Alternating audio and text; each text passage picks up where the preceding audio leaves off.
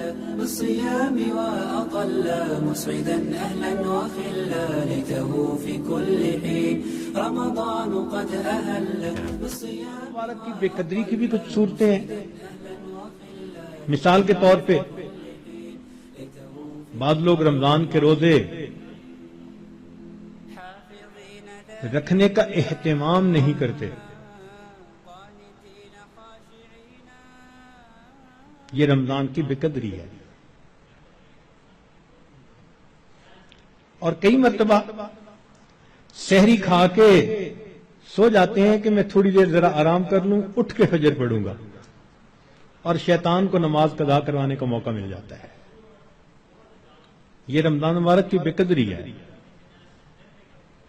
اسی طرح افطاری کے انتظار میں باجماعت نماز چھوڑ بیٹھتے ہیں. یہ بھی رمضان مبارک کی بے قدری ہوئی. بعض لوگ رمضان المبارک میں خبروں کے نام پر ٹی وی دیکھتے ہیں, غیر محرم عورتوں پر نظر پڑتی ہے. بازار سے گزرتے ہوئے اپنی نگاہ کا احتیاط نہیں کرتے. یہ بھی رمضان مبارک کی بے قدری ہوئی. اخبار بینی کے شوق میں تصاویر بھی دیکھتے ہیں. یا بعض لوگوں کو دیکھا کہ بھوک سے بچنے کے لیے یا پیاس کے احساس سے بچنے کے لیے ڈائجسٹ پڑھنا شروع کر دیتے ہیں, ناول, افسانے, کہ وقت گزر جائے. تو وقت گزاری کے لیے ڈائجسٹ جیسی کتابیں اور اس طرح کی کتابوں کا پڑھنا یہ بھی رمضان مبارک کی بے قدری ہے. اس سے تو بہتر تھا کہ آپ قرآن مجید کی تلاوت کر لیتے. اور بعض مرتبہ عورتیں گھر کے کام کاج میں لگی ہوتی ہیں تو وہ وقت گزاری کے لیے موسیقی والی قوالی لگا دیتی ہیں. اور ایسی آج کل قوالیاں بن بھی خوب رہی ہیں گانوں کی طرز پر.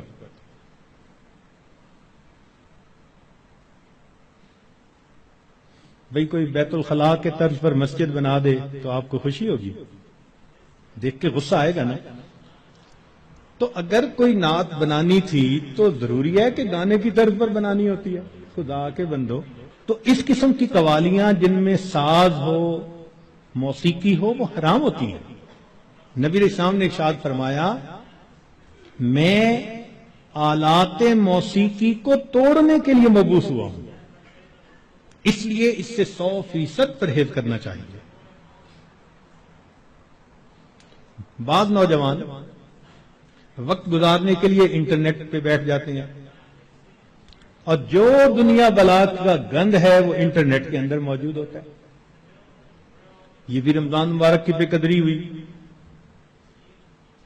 اور بعض اپنے دوستوں سے میسیجز کا سلسلہ شروع کر دیتے ہیں. یہ بھی رمضان مبارک کی بے قدری.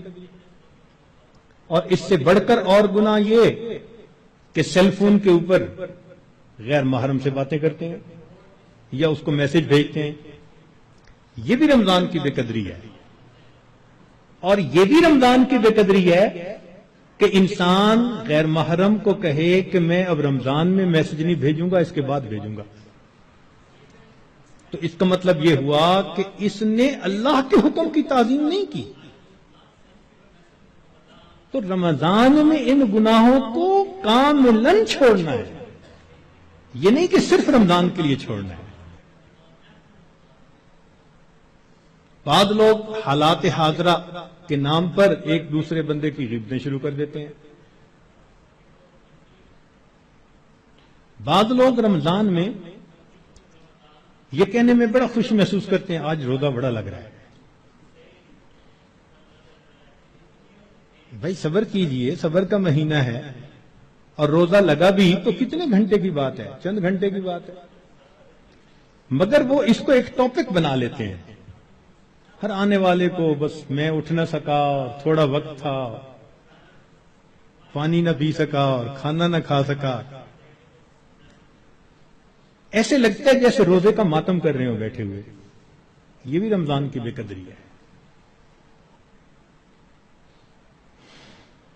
رمضان مبارک میں جو آدمی اللہ رب العزت کے قرب کے لیے کوششیں کرے گا، یقیناً اللہ رب العزت اس کے گناہوں کو معاف فرمائیں گے اور اسے